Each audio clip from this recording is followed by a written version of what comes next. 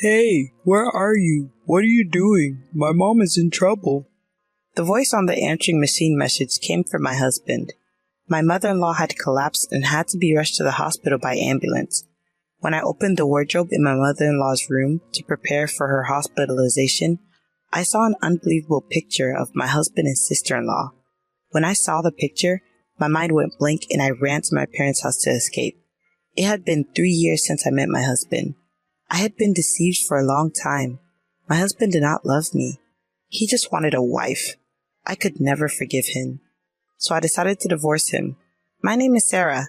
I'm 32 years old and I work at a beauty salon. 4 years ago, I was in a hurry.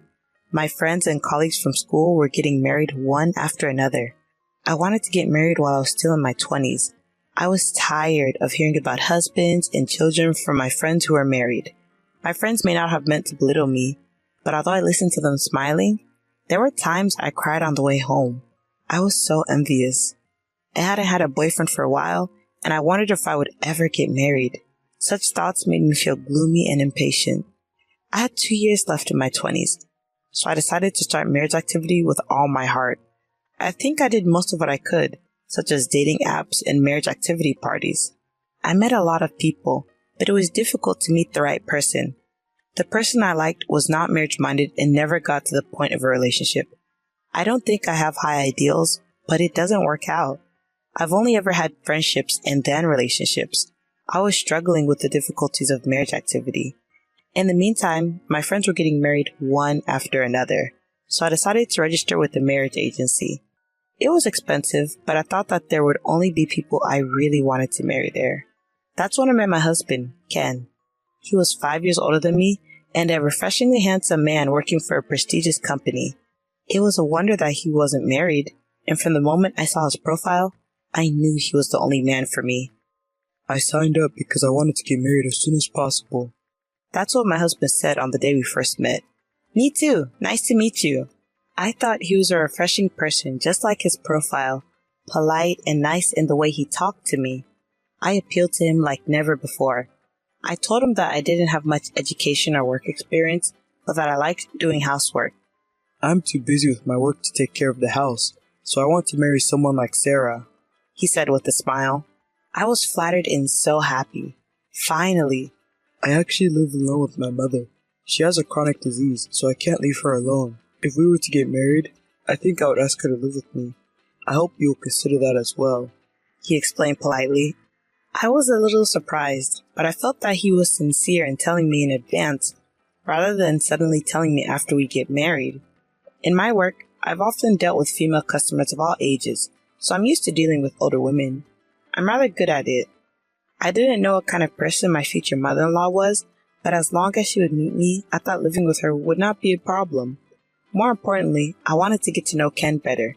He seemed to like me, and we were able to go on a few dates. The more I met him, the more I thought he was a gentleman and a nice person. I was also able to sit in one dinner and meet his mom. His mom was petite and very pretty. Sarah, you're a lovely lady, and you're too good for Ken. I know you might be nervous about living with me, but you don't have to worry about me. I have a chronic illness, but I don't need nursing care. Next time, let's go out for parfait instead of this nice restaurant, she said. She has a high voice, speaks in a relaxed manner, and we share a love of sweets, so I thought we would hit it off. I no longer felt uneasy about living together. Ken said that he wanted to get married right away, and we started dating on the premise of marriage. Ken was a busy man, constantly working, but he made time for me. We went on trips and spent a lot of time together. Even after seeing his face right after waking up, my impression of him was still the same as it was when I first met him. He was refreshing. The more I saw him, the more I liked him. His mom and I became such good friends that we even went out for sweets together. She takes a lot of medication, but she's full of energy and young. I was worried about her though, because she has to wait in line at popular restaurants. Don't worry, I'm looking forward to it. I can't wait to taste food so good that I have to wait in line, she said with a big smile on her face. Treating her like a friend, I sometimes forgot about the age difference in their relationship. She told me that her mother-in-law had been divorced twice, and that she had had some difficulties when she was younger. We dated for around 6 months and then got married.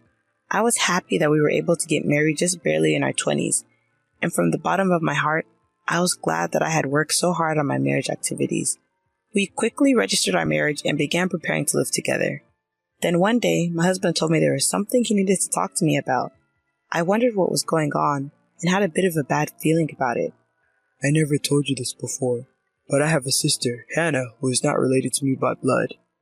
At first, I didn't quite understand what he meant. Hannah was my husband's stepfather's daughter. My mother-in-law and father-in-law divorced 5 years ago. My father-in-law is dead and Hannah has no family. My mother-in-law and Hannah don't get along well, so she never comes to my in-laws' house. But my husband says he's worried about my sister-in-law, who has no family and keeps in touch with her. I'd like to invite her to the wedding, but my mom hates her and is against it. But she means a lot to me, and I want to introduce her to you at least once, he said. I was worried about what kind of a person my mother-in-law, who was so kind to me, would hate. But I could see how much my husband cared about his family, so I decided to meet her. Nice to meet you, Sarah. I'm Hannah. She was a very beautiful and flamboyant-looking person. She said she worked at a bar. I couldn't believe that my mother-in-law disliked her. She was not at all unpleasant and cheerfully made the occasion more enjoyable. When Ken was in middle school and I was in high school, we started living together. Isn't it like a comic book that we suddenly became a family? Hannah, what do you mean, like in a comic book? I was a nervous teenager. Hannah told me stories about the days she lived with Ken, and Ken would make fast-paced quips about her stories. Perhaps because they were so beautiful, they seemed like a perfect couple. I could tell that she was very dear to my husband. Sarah, I'm sorry I couldn't make it to your wedding. Be a good wife, Hannah said to me as we parted. Don't tell my mother about today. If she gets angry, it will be a pain in the butt, Ken said on the way home. I don't know what kind of conflict there is between my mother-in-law and Hannah, but I don't think it's any of my business. I decided not to tell anyone about my meeting with Hannah and kept it to myself. And so life began for the three of us. Ken was still busy with work and came home late every day. Sometimes, when he had a day off, he would go out with my mother-in-law and I, just the three of us. I was also working, so I did the housework in cooperation with my mother-in-law, and sometimes we went out to eat sweets or see a movie together. By all accounts, we were a happy family. I was a little worried about my mother-in-law because sometimes when she wasn't feeling well, she would sleep all day. I tried to keep in touch with her frequently while I was at work. The only thing that bothered me when we started living together was that Ken was always looking at his phone. He's almost always on his phone doing something, except when he comes home and is eating. He seems to bring his phone into the bath as well. At first, I didn't mind because I thought maybe he was addicted to playing games, but it was so much that I began to worry about it. One time, he called me to say he was heading out, and I called him back because I wanted him to get me something at the convenience store, but his phone was engaged the whole time. I couldn't get through to him on the phone, and then he came back. Ken, I've been calling you all day, I said. Sorry, I got a call from the company, he said. We had just gotten married, and I didn't think it was possible that he was cheating on me, but I couldn't help but be curious.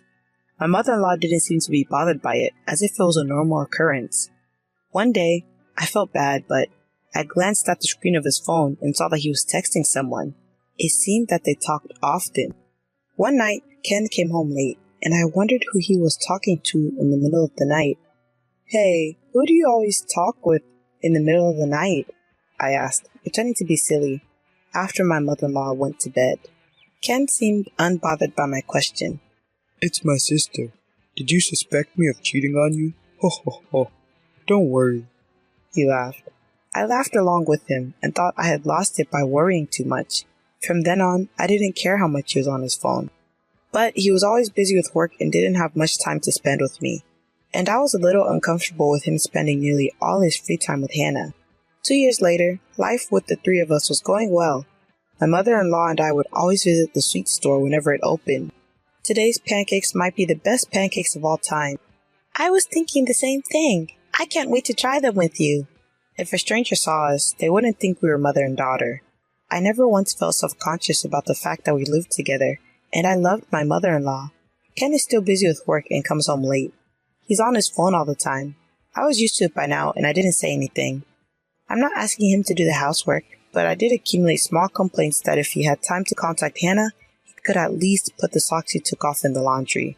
However, when Ken had time off, he made time for our family, and he never forgot to celebrate our wedding anniversary or my birthday. Although there were small complaints, we were still a happy family. Then one day, my mother-in-law was sick and spent the day in bed. I was worried and went to check on her several times. She seemed to sleep quietly during the day, but in the evening, "Sarah, I'm in pain," she complained. She was breathing hard.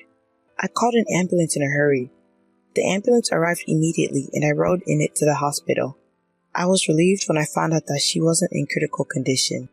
I called Ken to let him know that she was going to be hospitalized for a while. He left work early to go to the hospital, and I decided to go home and pack to stay with my mother-in-law in the hospital for a few days. Upon returning home, I opened the wardrobe in my mother-in-law's room to prepare her insurance card and personal seal. My mother-in-law said they were in the top drawer, but I couldn't find them, so I opened the bottom drawer. Then I found a small box in there. I opened the box thinking it might contain an insurance card and found a large number of photographs in it. I was so shocked when I saw them that I went to the bathroom and threw up. There were pictures of Ken and Hannah in it. It wasn't a picture of them as brother and sister. It was a picture of them as lovers. They were holding hands and kissing each other, and I felt sick just looking at a few of the pictures, so I closed the box. It was painful to think about the fact that he had been in close contact with Hannah up until this point. My mind went blank, and the next thing I knew, I was running to my parents' house with that box in my arms. At my parents' house was my mother, who was surprised to see me. When my mother saw what was in the box, she hugged me. After crying for a while, she saw that I had calmed down. "These pictures of Ken and another woman. Is he cheating?" she asked me. My mother was surprised when I told her that it was Hannah and that it was in the wardrobe in my mother-in-law's room. I hadn't even told my mother that I had a sister-in-law. "I can't live with him anymore," I said to my mother. She said, "Of course you can't live with him. I can't allow it." My mother was also angry. When I looked at my phone, I found a lot of incoming calls from Ken and a voicemail message that said, "Hey, where are you? What are you doing when your mother is in trouble?" The message was an angry one. I thought, I'm the one who should be angry. I turned off my phone that day because talking about it would remind me of the pictures and make me sick. The next day, out of the goodness of my heart, I contacted him. "There's something I need to talk to you about this evening. I'll be there with my mother, so please call Hannah," I told him. "Thank goodness. She's alive. I wondered what you were going to say when my mother was in trouble." He started blabbing on and on. "Please do. I'll see you at night." I hung up the phone. As soon as I hung up the phone, I went to my mother-in-law's hospital room. "Sarah!" My mother-in-law looked at me happily and called my name. "I'm sorry you're not feeling well, mother-in-law, but I wanted to hear the truth." I opened the box I found in my mother-in-law's wardrobe and showed it to her. Then my mother-in-law began to shed tears. "Sarah, I am so sorry, Ken. He has an older sister. She's the stepdaughter of my ex-husband, and 5 years ago, she told me that they were lovers. Even though they're not related, they're both my children. I told them I couldn't allow that to happen. Hannah got angry and left the house, and I never saw her again. I should have told you. But they're old photos, don't worry. I don't even know what Hannah is doing now, and I'm sure she's not in contact with Ken," she said. My mother-in-law had straight eyes and didn't look like she was lying. Ken is still in contact with Hannah. In fact, he introduced me to her once, years ago. When I said this, my mother-in-law shed another large tear. "But you're already married." "I'm sorry. You did nothing wrong, but I can't be a family with Ken anymore. I'm going to divorce him." "Don't apologize to me. It's my fault for not noticing. I'm sorry," my mother-in-law said.